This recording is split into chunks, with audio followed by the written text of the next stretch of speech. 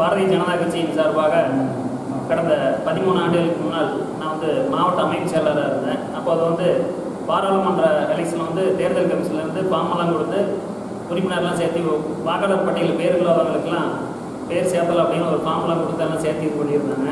அதில் திமுக அதிமுக அவங்கெல்லாம் போலியான இதை கொடுத்துருந்தாங்க. ஆனால் நாங்கள் உண்மையான வாக்காளர்லாம் கொடுத்துருந்தோம். அதையும் அவங்களுடைய பட்டியல் மாதிரி நம்மளது போலியான வாக்காளர் அப்படின்னு சேர்த்து இந்த வழக்கு போட்டு 13 ஆண்டு காலமாக கீழ்கடிச்சு நேற்றுக்கு குற்றமற்றவர் அப்படின்னு சொல்லியிருக்காங்க. கோர்ட்டில் வழக்கிலிருந்து தள்ளுபடி பண்ணியிருக்காங்க.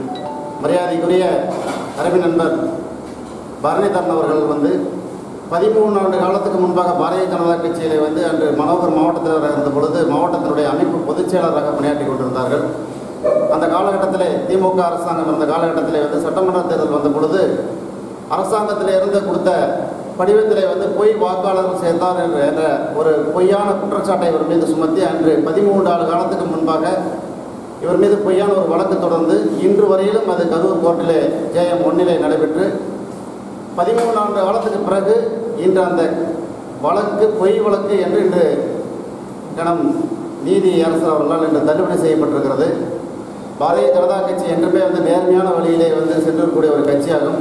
பாரதிய ஜனதா கட்சி மீது புனையப்பட்ட பொய் வழக்கு இன்று நீதிமன்றத்தால் அது பொய் வழக்கு என்று இன்று அறிவுறுத்தப்பட்டிருக்கிறது. இதே போல பாரதிய ஜனதா கட்சியானது எப்பொழுதும் நேர்மையான வழியிலே சென்று பாரதிய ஜனதா கட்சி தமிழகத்திலே நிலைநாட்டும் வரை இவர் போன்ற உண்மையான தொண்டர்கள் ஆயிரக்கணக்கான பேர் இன்று கட்சியை உழைத்துக் கொண்டிருக்கிறார்கள். அனைவருமே பாரதிய ஜனதா கட்சி தமிழகத்திலே ஆட்சி அமைக்கும் வரை இதுபோல உண்மையான தொண்டர்களாக இருந்து நாங்கள் செயல்படும் என்பதை குறிக்கிறோம்.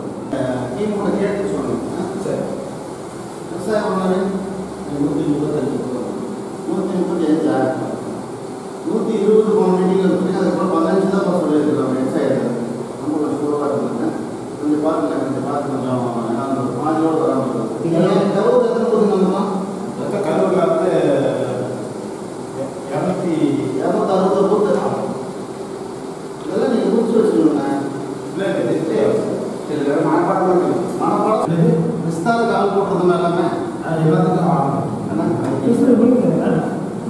எத்தனை பேர் போட்டிருந்தோம்?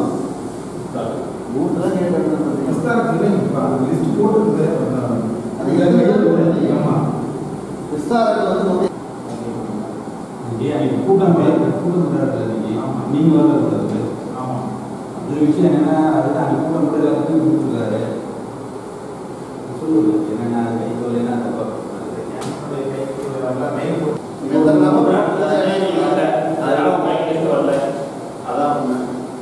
மீட்டிங் வரலாம் கைக்கு வரல அப்படிங்கிறது கணக்கு கிடையாது. நமக்கு வரலாம் திரும்ப கேட்டு வாங்கி